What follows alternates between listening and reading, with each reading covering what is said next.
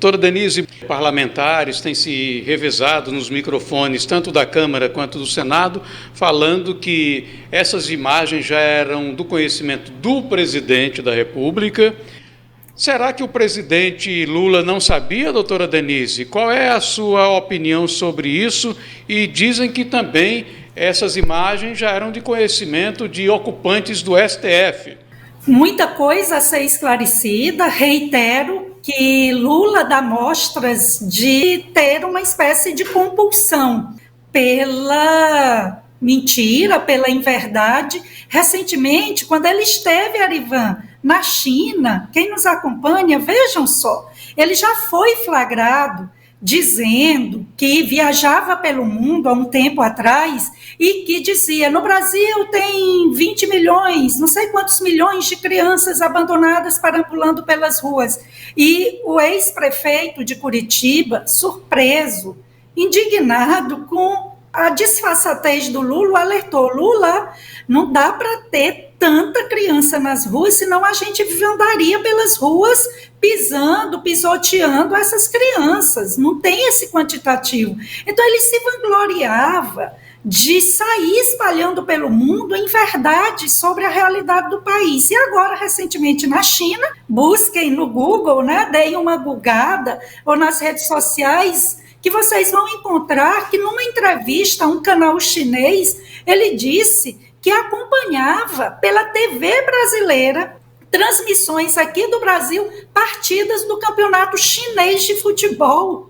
Sabe-se que nenhuma TV brasileira transmite jogos do campeonato chinês de futebol. Então, é uma pessoa que merece maior crédito. Tudo ele diz não saber. É interessante como o comportamento de Lula merece aí uma certa repulsa de quem tem certo padrão moral, de quem tem compromisso ético.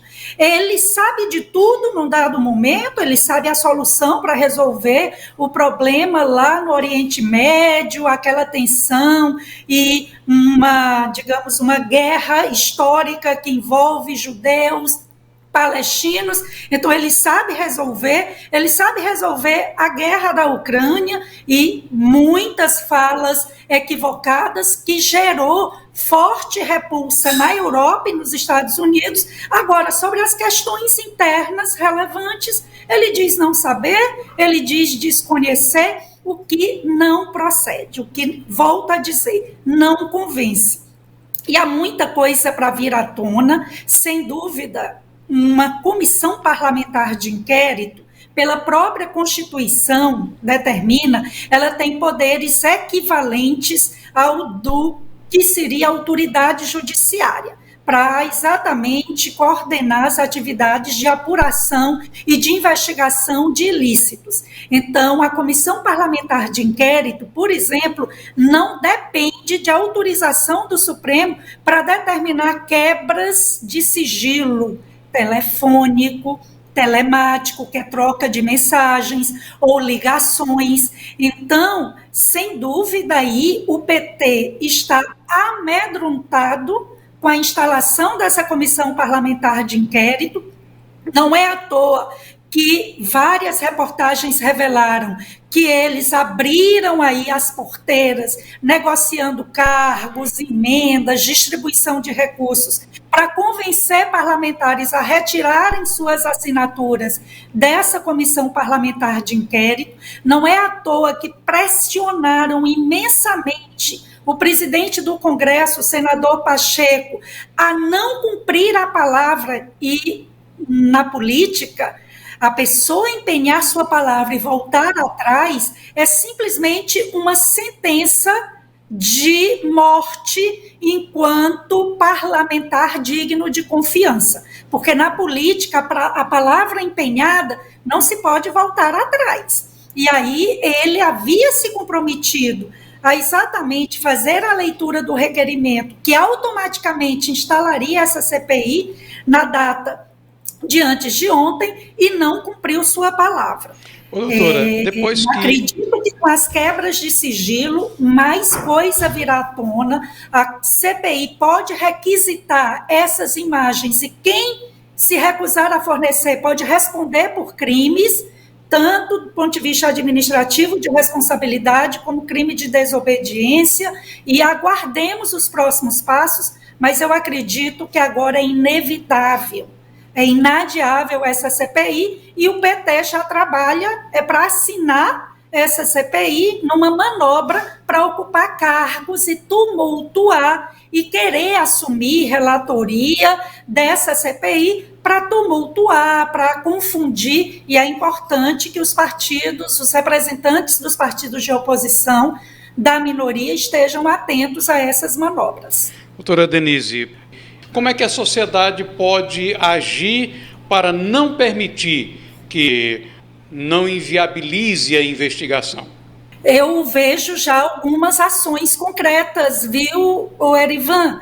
Pessoas estão postando nas redes sociais e marcando parlamentares de imagens e de informações a que tiveram acesso sobre alguns personagens marcantes, pessoas que pareciam ser infiltradas e que essas imagens e dados sobre essas pessoas já começam a ser divulgados.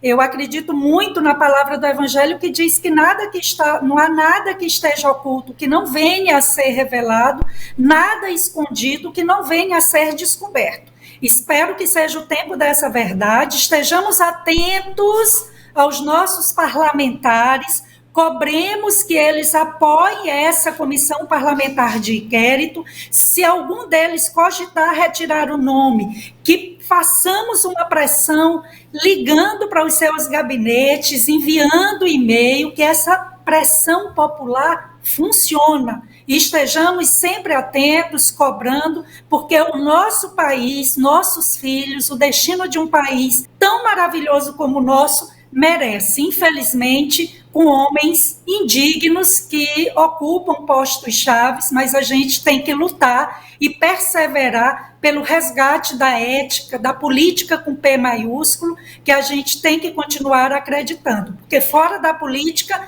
é a barbárie, é o desmando. E o PT precisa saber que o seu jeito de governar, de administrar, não é mais condizente com um novo momento que o país e o mundo enfrenta e o que a população de bem, de valor no país almeja.